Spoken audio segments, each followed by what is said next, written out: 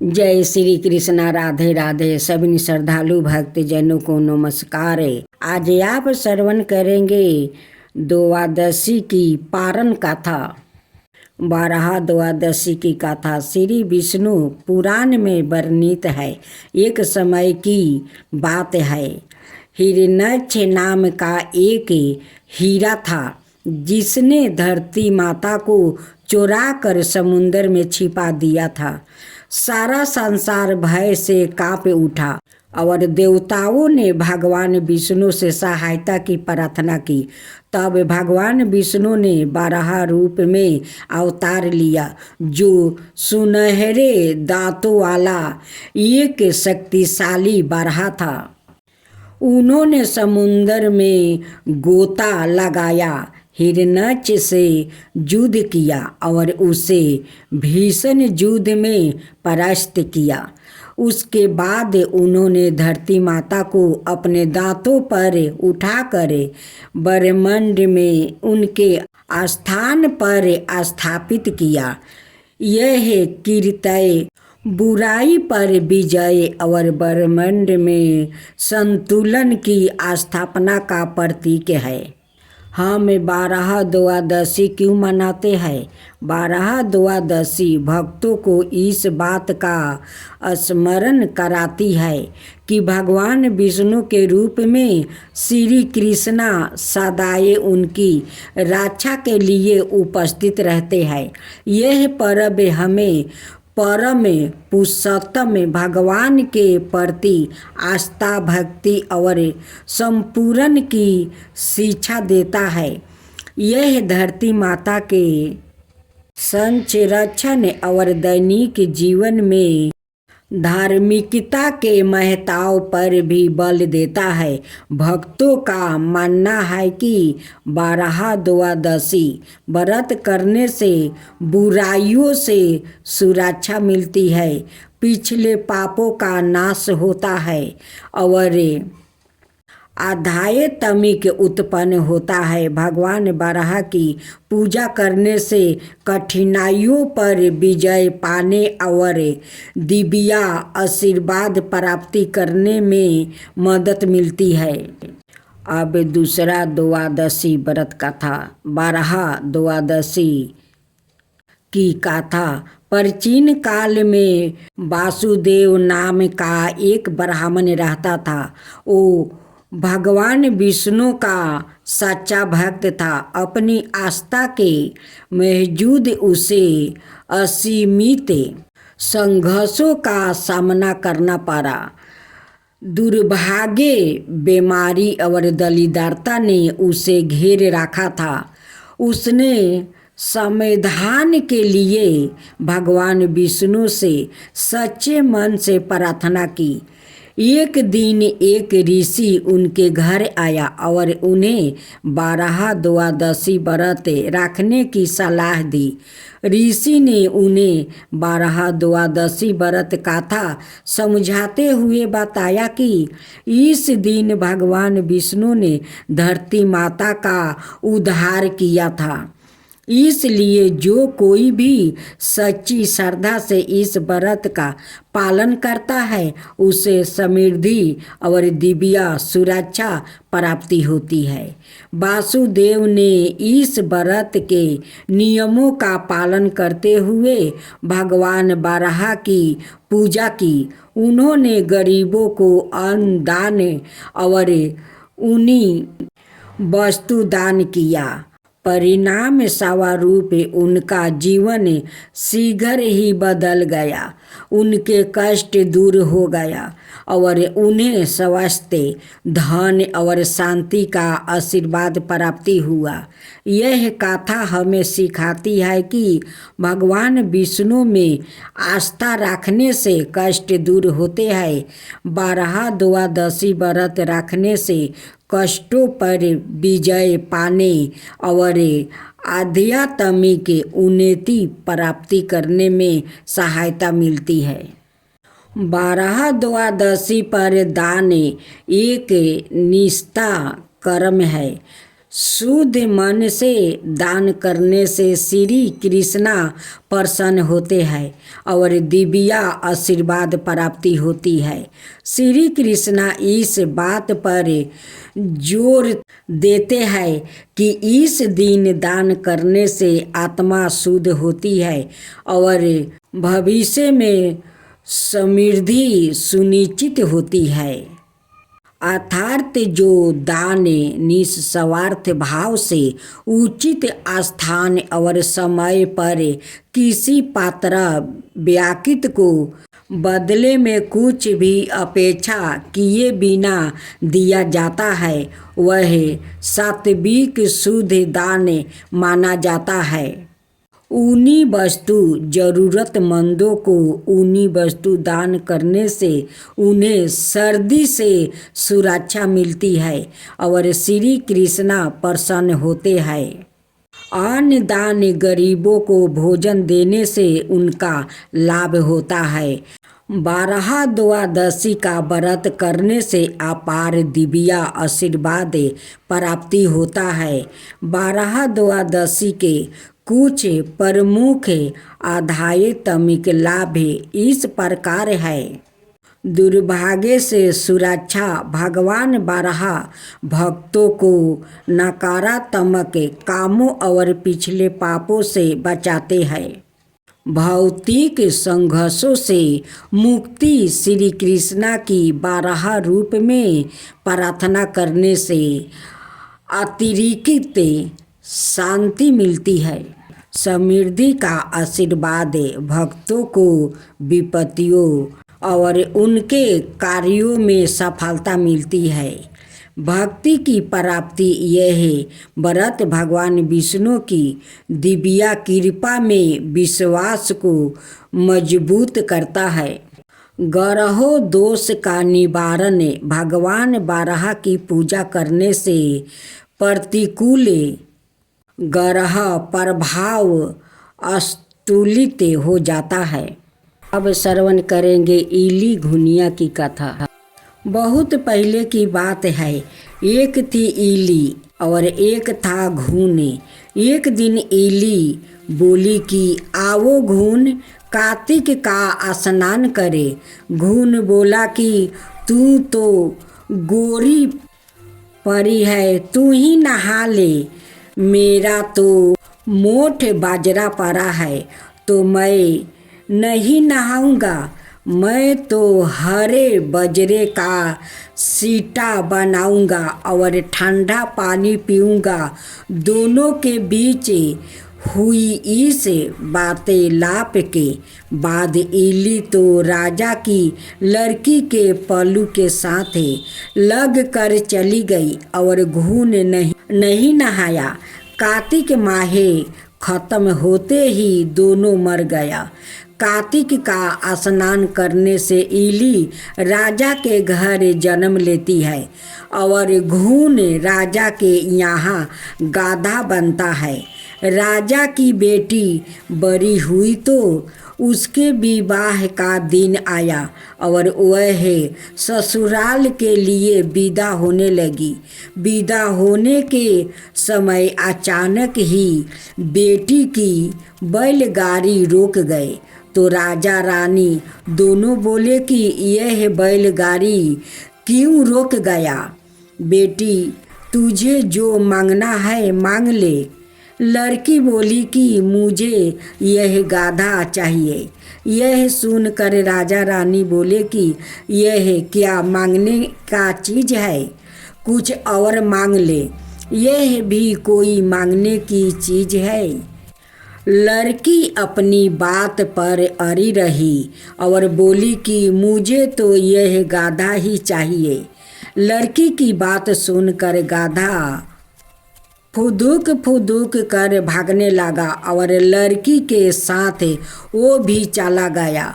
महल जाकर लड़की ने उसे नीचे ही सीढ़ी से बांध दिया। एक दिन लड़की सीढ़ी से उतरने लगी तो गाधा ने कहा कि ए सुंदरी, मुझे पानी पिला दे। तब लड़की बोली कि जब तुझे कहा था कि आ कार्तिक नहा ले तब तूने माना कर दिया था। तूने कहा कि मैं तो बाजरा खाऊंगा और ठंडा पानी पीऊंगा। लड़की और गाधा की बात लापे उसकी देवरानी जेठानी सुन रही थी। वो दोनों अपने देवर के पास गई और बोली कि ये तुम किस जादूगरनी को विवाह कर लाए हो? यह तो जानवरों से बात करती है। अपनी भाभीयों की बात सुनकर लड़का बोला कि मैं जब अपने कानों से सुनूंगा और आँखों से देखूंगा तभी मानूंगा। अगले दिन वह सीढ़ी पर छिप कर बैठ गया। उसकी पत्नी आई और गधे ने उससे फिर वही बात कही, जिस पर रानी ने भी वह जवाब दिया। यह सब देखे वह राजकुमार तलवार निकाल कर सामने आया और बोला कि तुम जानवरों से कैसे बात कर सकती हो? बताओ कि तुम कौन हो?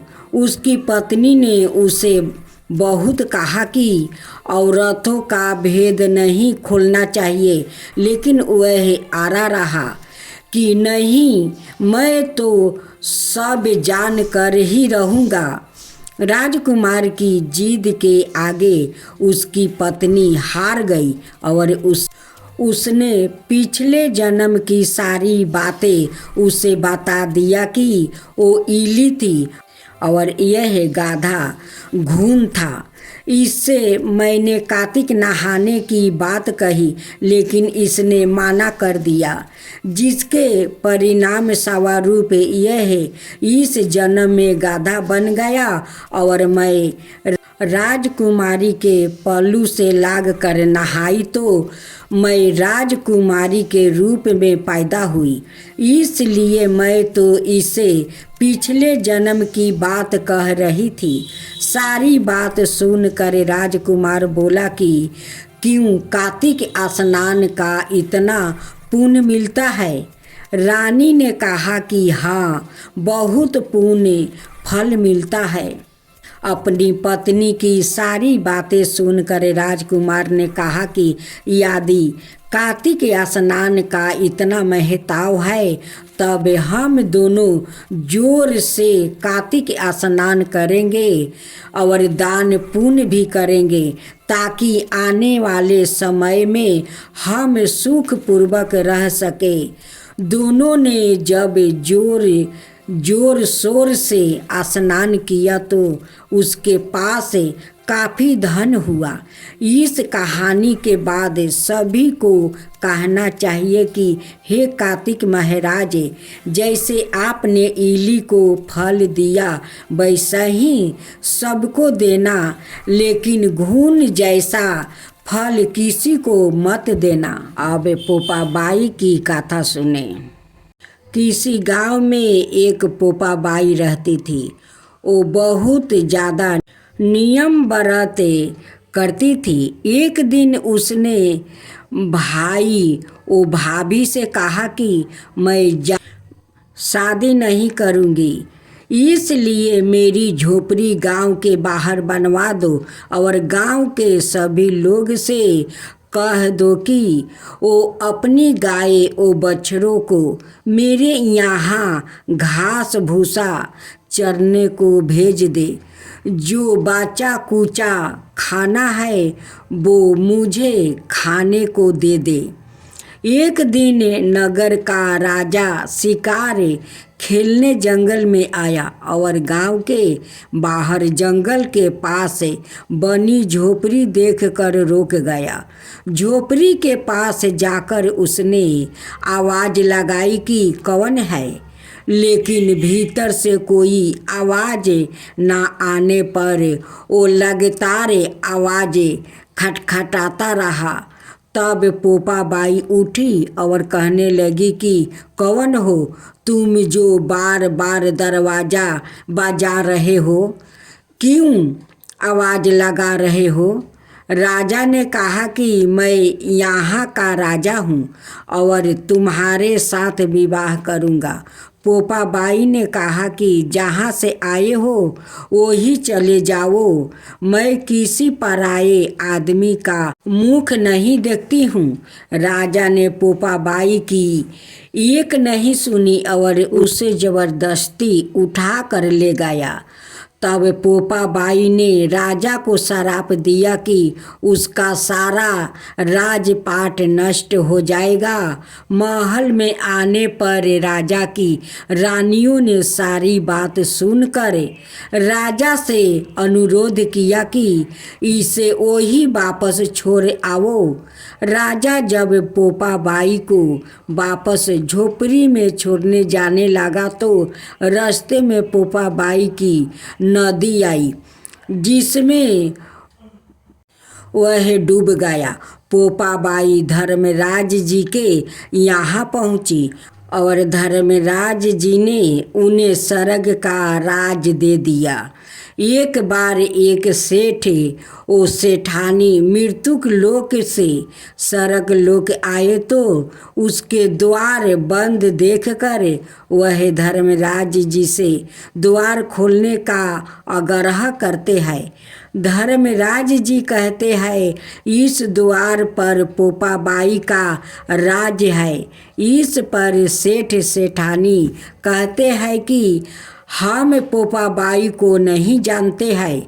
धर्मराज जी उन दोनों की बात सुनकर कहते हैं कि तुम दोनों 7 दिन तक मृत्यु लोक में रहो। 8 खोपरा से राई भर कर 5 कपड़े ऊपर राख कर कहानी सुनकर उद्यापन करना। और कहानी की राजा है पोपा बाई, लेखा लेखेगी राई राई का, सारे बोलो पोपा बाई की जय। अब बेभाव लक्ष्मी व्रत कथा को श्रवण करें। कथा के अनुसार एक समय की बात है। किसी शहर में कई लोग रहते थे। सभी अपने कामों में व्यस्त रहते थे। किसी को किसी से कोई मतलब नहीं रहता। भजन कीर्तन भक्ति भाव दया माया परोपकार जैसे संसारों का अभाव हो चुका था। शहर में बुराई बढ़ गई थी। शराब जुए रस व्यभिचार चोरी डकैती आदि बहुत से गुनाह शहर में होने लगे थे। उसके बावजूद उस शहर में कुछ अच्छे लोग भी रहते थे। इनमें शीला नाम की स्त्री जो धार्मिक प्रकृति और संतोष स्वभाव वाली थी। उनका पति भी विवेकी और सुशील था। शीला और उसका पति कभी किसी की बुराई नहीं करते और भगवान का भजन करने में अच्छी तरह समय व्यतीत कर रहे थे।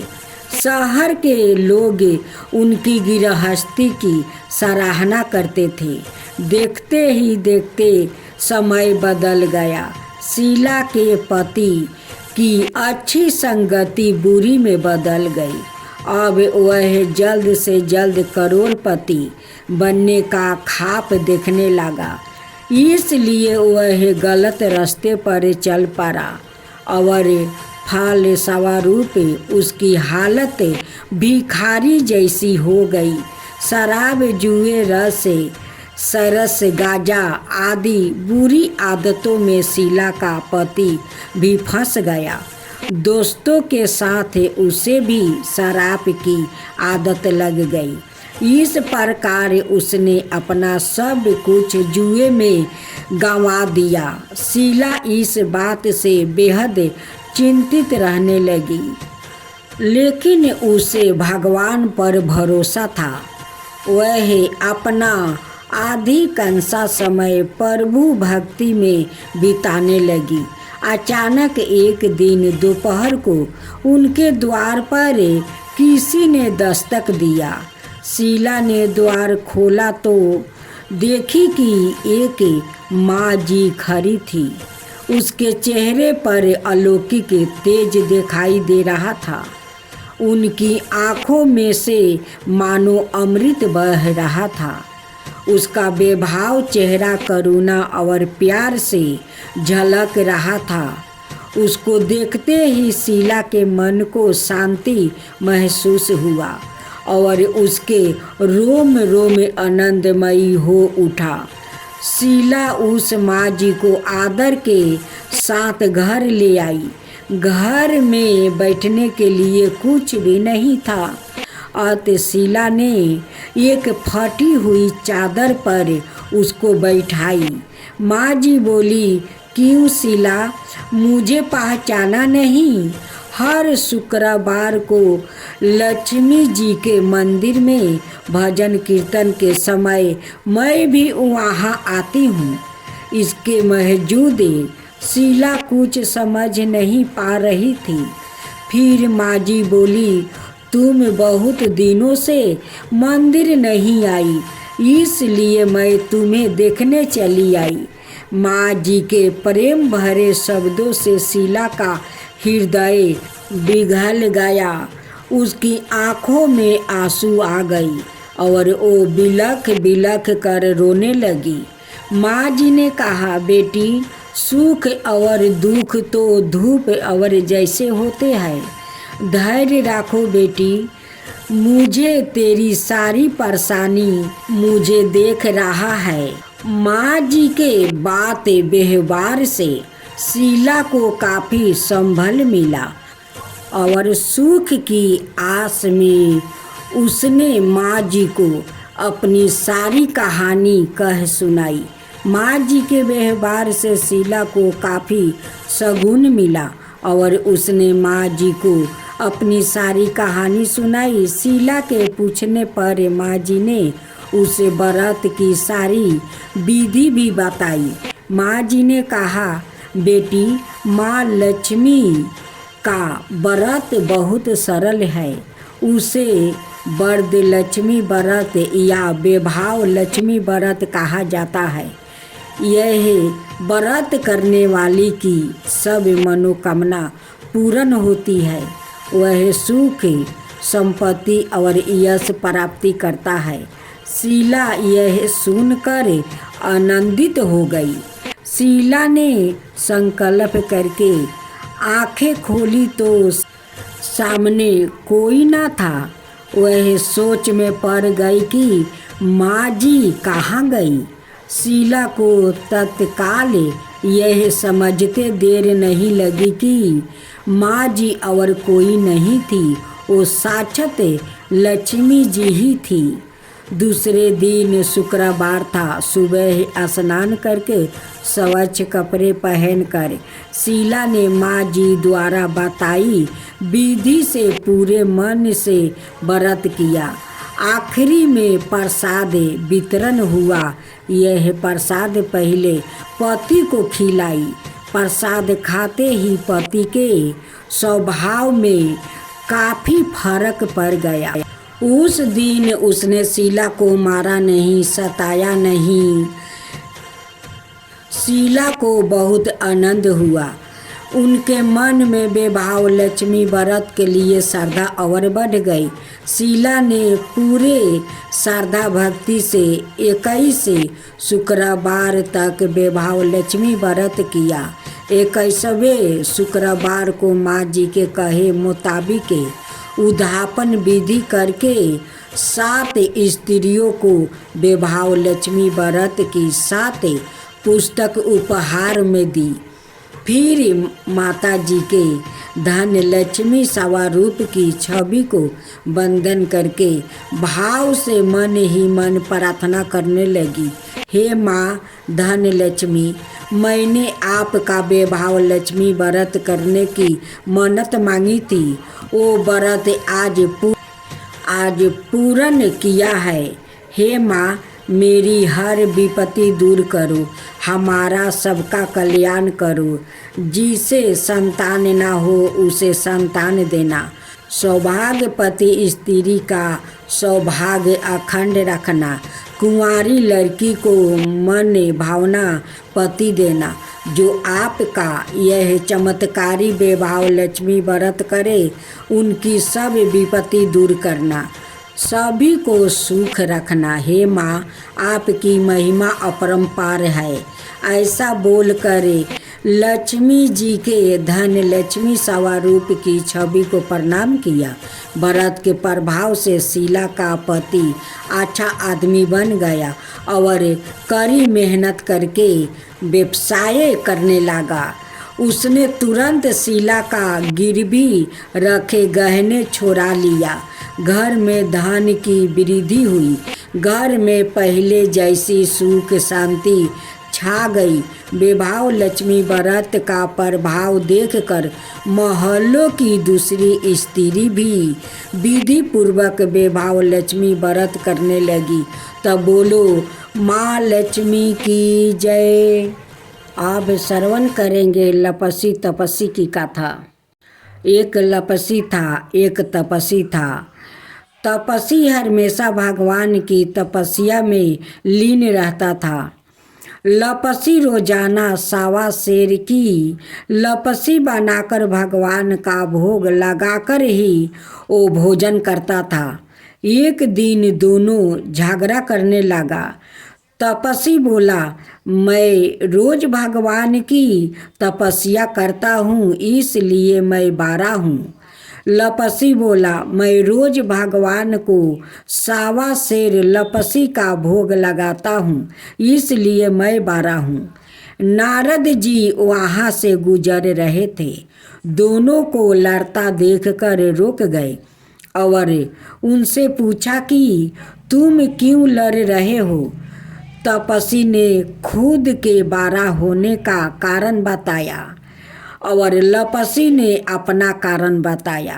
नारद जी बोले, तुम्हारा फैसला मैं कर दूंगा। दूसरे दिन लपसी और तपसी नहा कर अपनी रोज की भांति करने आए तो नारद जी ने पूछा करके 1.25 करोड़ की एक औंठी उन दोनों के आगे रख दिया। लपसी की नज़र जब औंठी पर पड़ी तो उसने चुपचाप औंठी उठाकर अपने नीचे दबा लिया। लपसी की नज़र औंठी पर पड़ी लेकिन उसने ध्यान नहीं दिया। भगवान को भोग लगाकर लपसी खाने लगा। नारद जी सामने आए तो दोनों ने पूछा कि कौन बारा। तो नारद जी ने तपसी से खारा होने को कहा। वो खारा हुआ तो उसके नीचे दबी औंठी दिखाई पड़ी। नारद जी ने तपसी से कहा, तपस्या करने के बाद भी तुम्हारी चोरी करने की आदत नहीं गई, इसलिए लपसी बारा है। तुम्हें तुम्हारी तपस्या का कोई फल भी नहीं मिलेगा। तपसी शर्मिंदा होकर माफ़ी मांगने लगा। उसने नारद जी से पूछा, मुझे मेरी तपस्या का फल कैसे मिलेगा। नारद जी ने कहा, यदि कोई गाय और कुत्ते की रोटी नहीं बनाएगा तो फल तुझे मिलेगा। यदि कोई ब्राह्मण को भोजन करे दक्षिणा नहीं देगा तो फल तुझे मिलेगा। यदि कोई साड़ी का साथ ब्लाउज नहीं देगा तो फल तुझे मिलेगा। यदि कोई दिए से दिए जलाएगा तो फल तुझे मिलेगा।